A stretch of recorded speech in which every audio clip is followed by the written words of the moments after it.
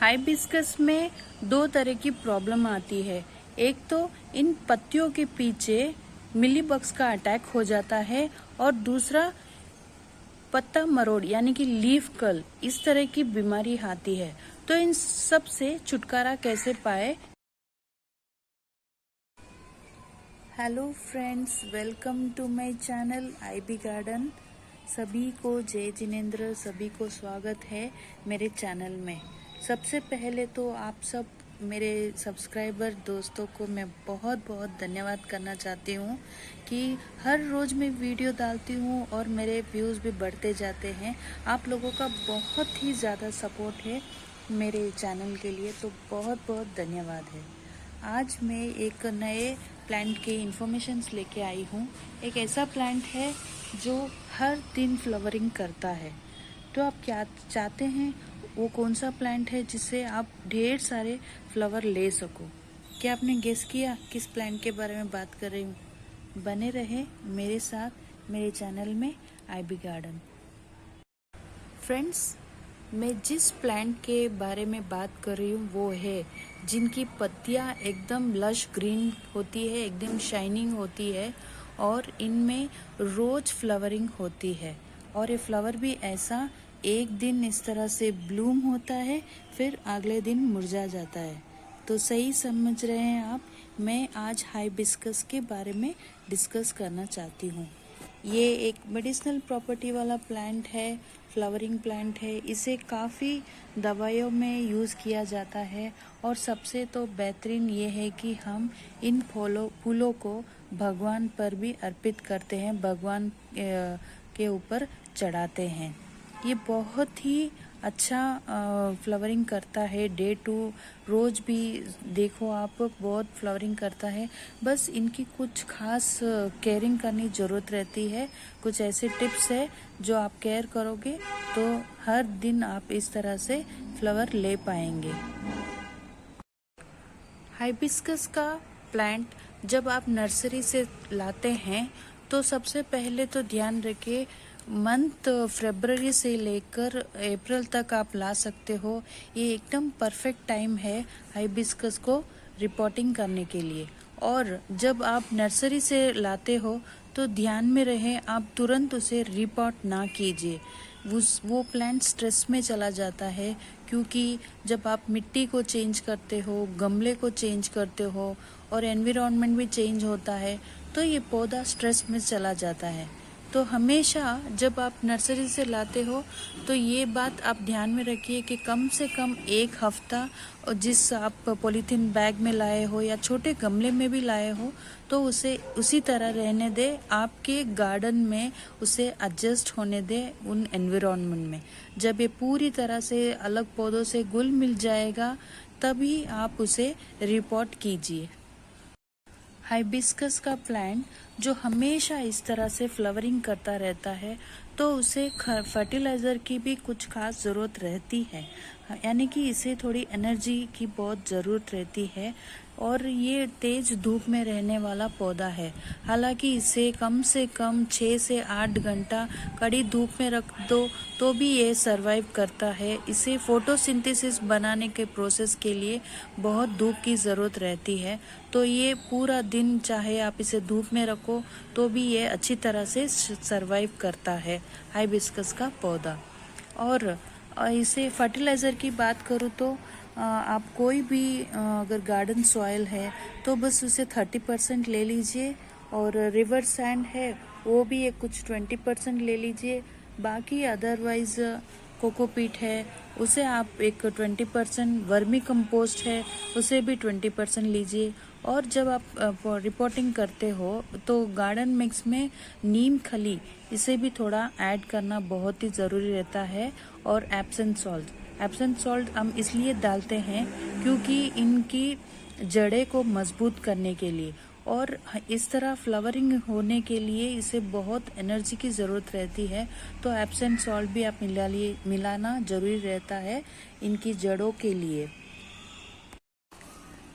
इस पौधे को वाटरिंग करना ज़रूरी है, लेकिन तभी कीजिए जब आप देख पाएंगे इस तरह का जो टॉप मोस्ट सॉइल रहता है, अगर ये मॉइस्ट है तो वाटरिंग की कुछ ज़रूरत नहीं रहती है। अदरवाइज बहुत ही ड्राई हो गया हो मिट्टी, तभी आप इसमें वाटरिंग कीजिए। और वाटरिंग भी किस तरह, ऊपर पानी आपने डाला और तुरंत ही ड्रेनेज होल से निकल जाए, ना कि वहाँ रहे, तभी ये प्लांट डेली इस तरह से बड़े बड़े फ्लावर देगा। जब आपको आपके गार्डन में इस तरह हाइबिस्कस इस तरह के बड़े बड़े फ्लावर्स देगा, तब आप समझ लीजिए कि आपका प्लांट एकदम हेल्दी है। हाइबिस्कस के प्लांट में दो तरह की प्रॉब्लम्स है। एक तो इन पत्तियों के पीछे हमेशा आप देख सकते हो मिलीबग्स का अटैक होता ही रहता है। ये जाहिर है हाइबिस्कस के प्लांट में हमेशा मिलीबग्स का अटैक होता ही रहता है सबसे पहले। और कभी कभी क्या आपने देखा है, कभी कभी पत्ता मरोड़ यानी लीफ कर्ल की भी एक बीमारी आती है हाइबिस्कस के पौधे में, तो वो भी एक कॉमन डिसीज़ है।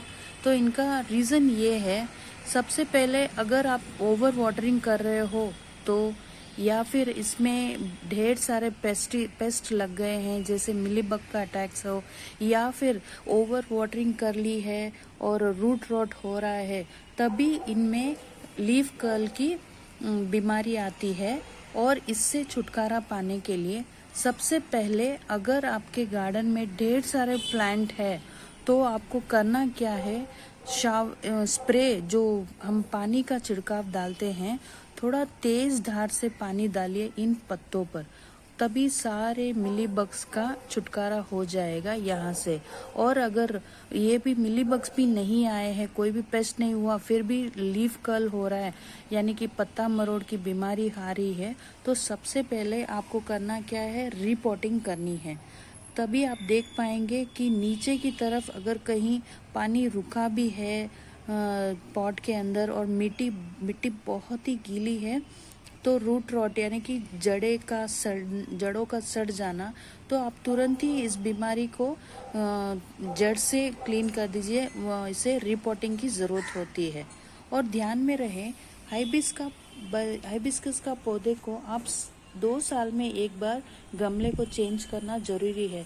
जैसे कि पहले आपने अगर 5 इंच के गमले में पौधा डाला है, जैसे जैसे ये पौधा बढ़ता जाएगा तो आपको अगले 2 साल के बाद 10 इंच के गमले में आपको फिर रिपोर्टिंग की ज़रूरत पड़ती है। और तभी उसके अंदर वर्मी कंपोस्ट है, बोन मिल है और एप्सम सॉल्ट है, इस तरह के फर्टिलाइज़र के साथ ही रिपोर्टिंग कीजिए।